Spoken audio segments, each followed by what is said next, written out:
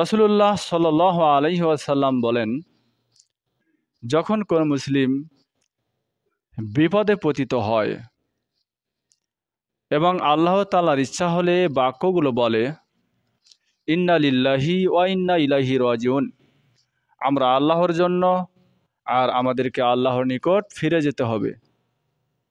আল্লাহুম্মা আজিরনি ফি মুসিবাতি ওয়াখলুফ লি খায়রাম মিনহা, হে আল্লাহ, তুমি আমাকে এই বিপদে সাহায্য করো, সওয়াব দান করো এবং এ অপেক্ষা আমাকে উত্তম বিনিময় দান করো। উম্মে সালামা রাদিয়াল্লাহু তাআলা আনহা বলেন, যখন আবু সালামা মারা গেলেন তখন আমি বললাম, এ আবু সালামা অপেক্ষা উত্তম মুসলিম কে হতে পারে? এ আবু সালামা, যিনি সর্বপ্রথম সবার আগে সপরিবারে রাসূলুল্লাহ সাল্লাল্লাহু আলাইহি সাল্লামের নিকট হিজরত করেন। অতঃপর আমি উপরোক্ত বাক্যগুলো পড়লাম, আল্লাহ তাআলা আমাকে আবু সালামার স্থানে রাসূলুল্লাহ সাল্লাল্লাহু আলাইহি সাল্লামকে দান করেন। রাওয়াল মুসলিম, হাদিস নম্বর 918। সম্মানিত হাজরিন, উম্মুল মোমিনিন সালামা রাদিয়াল্লাহু তাআলা আনহা, তেনার একটা ঘটনা। তিনি রাসূলুল্লাহ সাল্লাল্লাহু আলাইহি সাল্লামের কাছে শুনেছেন যে কোনো ব্যক্তি যদি বিপদে পতিত হয়ে ইন্না লিল্লাহি ওয়া ইন্না ইলাইহি রাজিউন, এরপর আল্লাহুম্মা আজরিনি ফি মুসিবাতি ওয়াখলুফ লি খায়রাম মিনহা, এই দোয়াগুলো পাঠ করে এবং ধৈর্য ধারণ করে, তাহলে আল্লাহ তাআলা চাইতো এই দুনিয়াতে এবং পরকালে এই অপেক্ষা তাকে উত্তম বিনিময় দান করেন।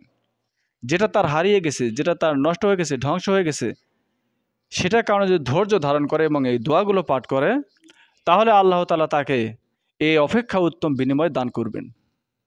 এটা বিশ্বাস রাখতে হবে, কেননা এই হাদিস থেকে আমরা এটার প্রমাণ পাচ্ছি। আবু সালামা রাদিয়াল্লাহু তাআলা আনহু, তার স্বামী, তিনি যখন মারা গেলেন তখন রাসূলুল্লাহ সাল্লাল্লাহু আলাইহি সাল্লামের ওই কথাগুলো তার স্মরণ হয়।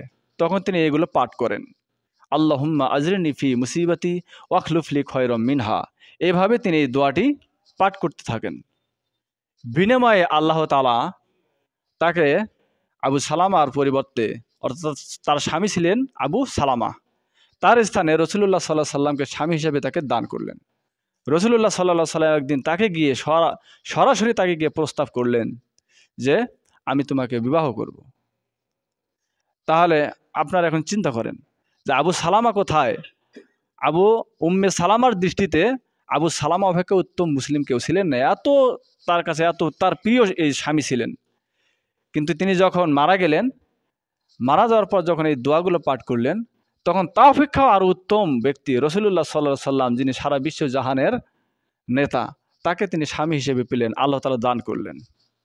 এই হাদিস থেকে এটা আমাদের শিক্ষা, যে কোনো ধরনের বিপদ আপদে দৃঢ়তার সাথে, ধৈর্যের সাথে আমাদের আল্লাহর নিকট সবর করতে হবে এবং এই দোয়াগুলো পাঠ করতে হবে। তাহলে অবশ্যই আল্লাহ তাআলা দুনিয়াতে না হলেও পরকালে এমন বিনিময় দান করবেন, যা দুনিয়াতে আমাদের এই যেটা হারিয়ে গেছে সেটা অপেক্ষা অনেক অনেক গুণ বেশি আমাদের আফসোস হবে যে আল্লাহ এত বড় দয়ালু, এত বড় জিনিস দান করলেন আমাকে এই সামান্য বিষয়ের পরিবর্তে।